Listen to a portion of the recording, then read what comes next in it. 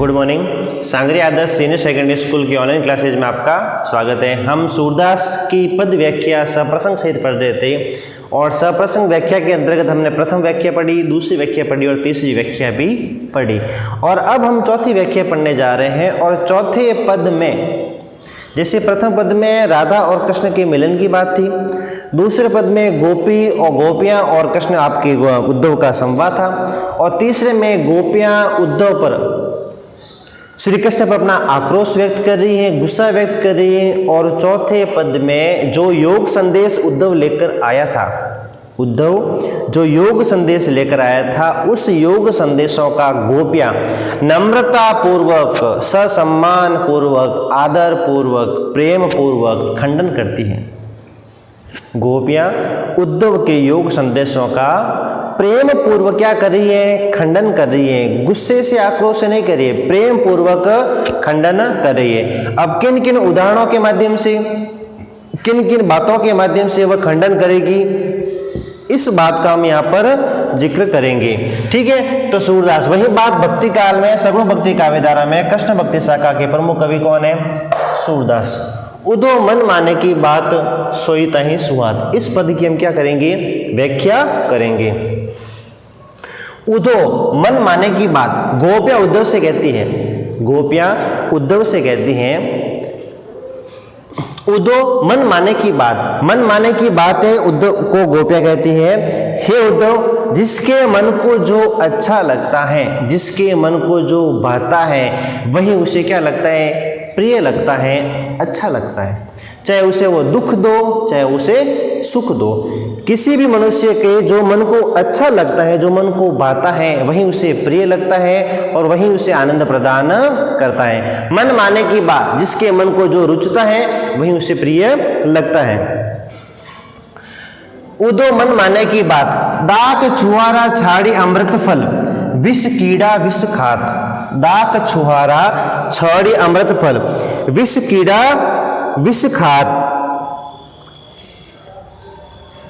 यहां पर बात बताएगी विष कीड़े की, कि जो विष कीड़ा होता है, दाक छुहारा, ठीक है, दाक यानी जो द्राक्ष होती है, ठीक है, और छुहारा यानी जो मेवे वगैरह होते हैं आपके,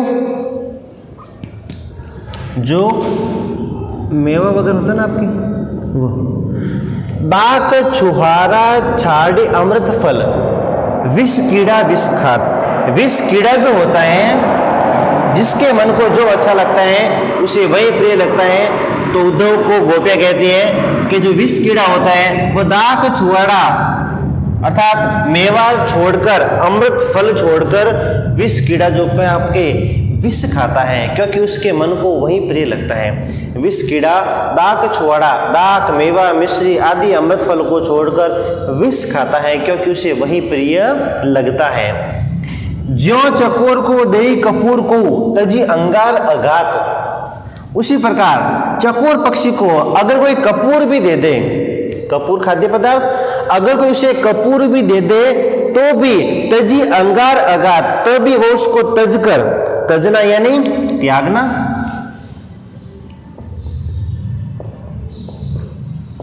तजना यानी त्यागना, तो वह भी उसको त्याग कर अंगार अघात, यानी अंगार अघात का मतलब होता है आग की किरणें, अर्थात चंद्रमा की किरणें।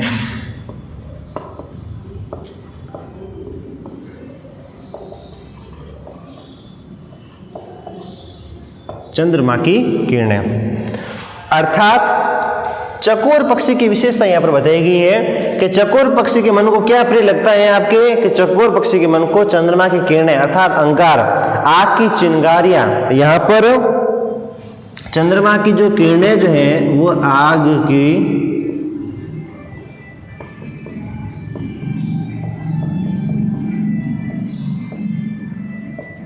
चिंगारे की प्रतीक है, ठीक है, क्योंकि चकोर पक्षी को कपूर अच्छा नहीं लगता, क्योंकि उसका मन जो है चंद्रमा की किरणों में ही लगा हुआ रहता है। आग की लपटें, आग की चिंगारियां हैं, उसको खानी अच्छी लगती हैं, इसलिए चकोर पक्षी के बारे में यहाँ पर बताया गया है।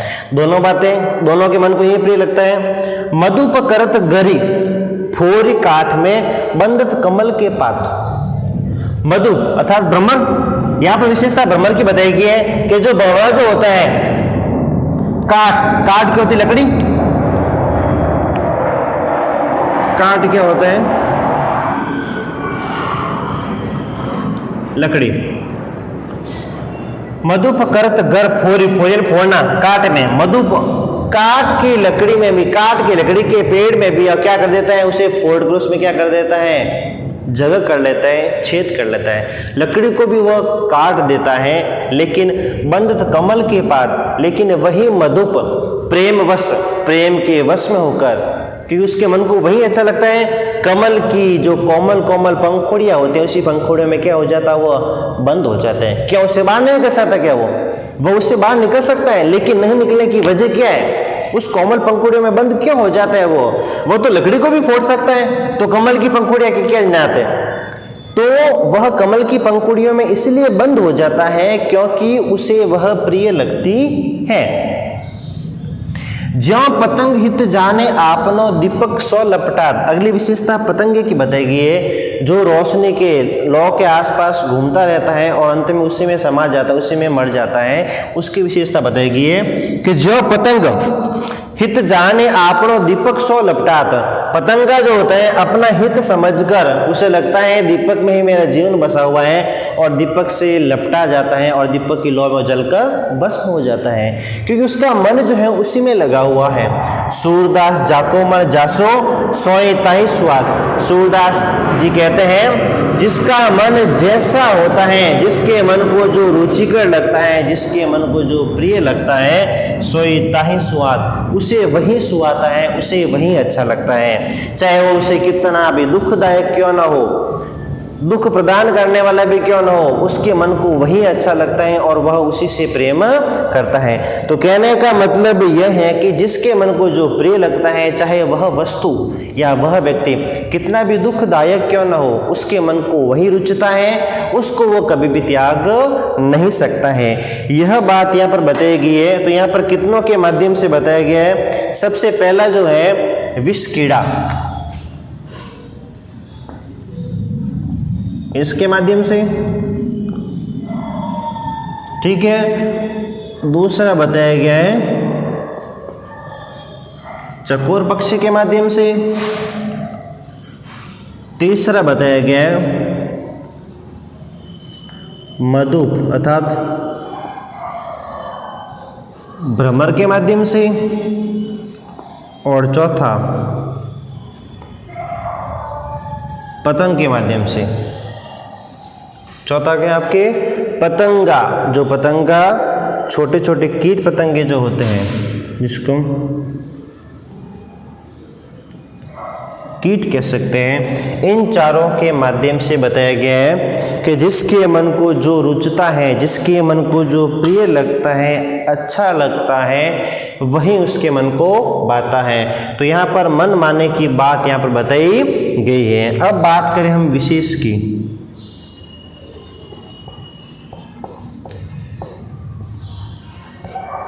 विशेष की जब हम बात करें तो इसमें वही बात बताई गई है जो बात हमने पहले की थी। सरल व सहज साहित्यिक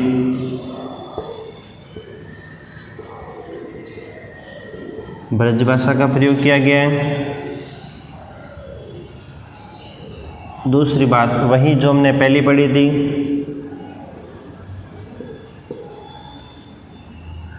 गेय परक शैली का प्रयोग किया गया है।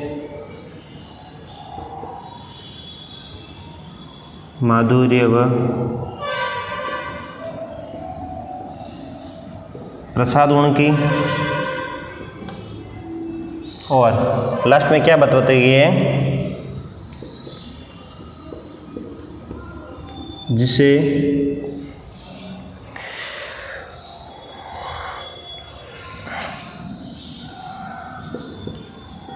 जो अच्छा लगता है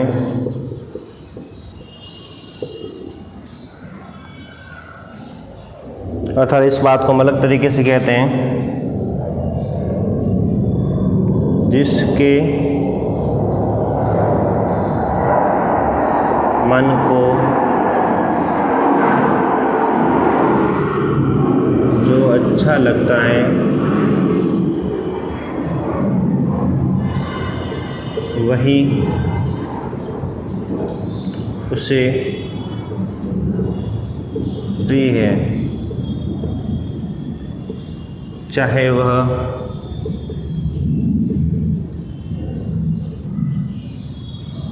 कितना भी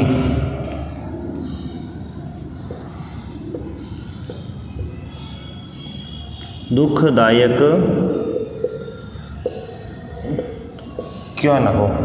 जिसके मन को जो अच्छा लगता है वही उसे प्रिय है, चाहे वह कितना भी दुखदायक क्यों न हो। जिस व्यक्ति को जो वस्तु या जो व्यक्ति प्रिय लगता है, चाहे वह कितना भी दुखदायक क्यों न हो, उसे वही प्रिय लगता है। इस बात को यहाँ पर बताया गया है कि उससे हम चाहे कितना भी कष्ट प्राप्त कर लें, दुख प्राप्त कर लें, हम उससे बिल्कुल भी छोड़ना नहीं चाहते। तो यहाँ पर मन की विशेषता को बताया गया है कि उद्धव मन माने की बात है, जिसके मन को जो रुचिकर लगता है, जिसके मन को जो अच्छा लगता है वही उसे प्रिय लगता है। तो सूरदास का ये चौथा पद था, जिस पद में हमने मन माने की बात की है कि जिसके मन को जो प्रिय लगता है, अच्छा लगता है, रुचिकर लगता है, वही उसे भाता है, उसको वो कभी भी त्यागना नहीं चाहते। तो इस प्रकार हमने सूरदास का प्रथम पद, द्वितीय पद, तृतीय पद और चतुर्थ पद, चारों पदों की हमने अलग अलग सप्रसंग व्याख्या की है। अब छोटे छोटे अगर मैं प्रश्न निकालूं, छोटे छोटे जब प्रश्नों की बात करें तो इसी पद्यांश की जब बात करें तो पहला प्रश्न है कि उद्धव मन मानने की बात के माध्यम से क्या कहना चाहता है। कवि मन मानने की बात से क्या कहना चाहता है? तो कवि सूरदास जी मन माने की बात के माध्यम से ये कहना चाहता है, जिसके मन को जो रुचिकर लगता है, जो प्रिय लगता है, वही उसे अच्छा लगता है, चाहे वो कितना भी दुखदायक भी क्यों ना हो। अब उदाहरणों के माध्यम से अगर स्पष्ट करना चाहे, वो तो हो गया छोटा प्रश्न। अगर उदाहरणों के माध्यम से स्पष्ट करना चाहे तो हम चारों के माध्यम से, विष कीड़े के माध्यम से, चकोर के माध्यम से, मधुप के माध्यम से और पतंगे के माध्यम से इस बात को हम क्या कर सकते हैं, स्पष्ट कर सकते हैं। पहले जब विष कीड़े की जब बात करें, विष कीड़ा जो होता है मेवा मिश्र अर्थात मेवा मिष्ठान को छोड़कर विष खाता है, क्योंकि वह उसे वही प्रिय लगता है।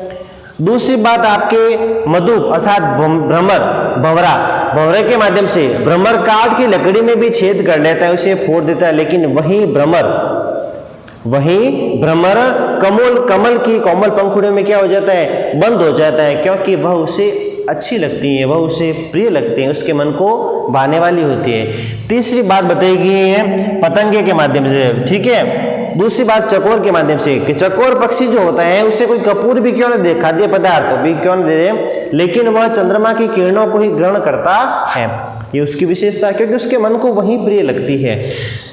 अगली बात पतंग के माध्यम से, पतंगा दीपक की लौ के चारों तरफ घूमकर अपना जीवन क्या कर लेता है, समाप्त कर लेता है, क्योंकि उसके मन को वही प्रिय लगता है। इस प्रकार चारों के माध्यम से कवि यह स्पष्ट करना चाहता है कि जिस व्यक्ति को जो वस्तु या व्यक्ति प्रिय लगता है, जिसके मन को जो भाता है, अच्छा लगता है, वह वस्तु चाहे उसे कितना भी दुख क्यों ना दे दे, वही उसे प्रिय लगती है और उसी को वो हमेशा क्या करना चाहता है, प्राप्त करना चाहता है। तो यहाँ पर मन की विशेषता को बताया गया है, मन के भाव को भी यहाँ पर श्रेष्ठ बताया गया है।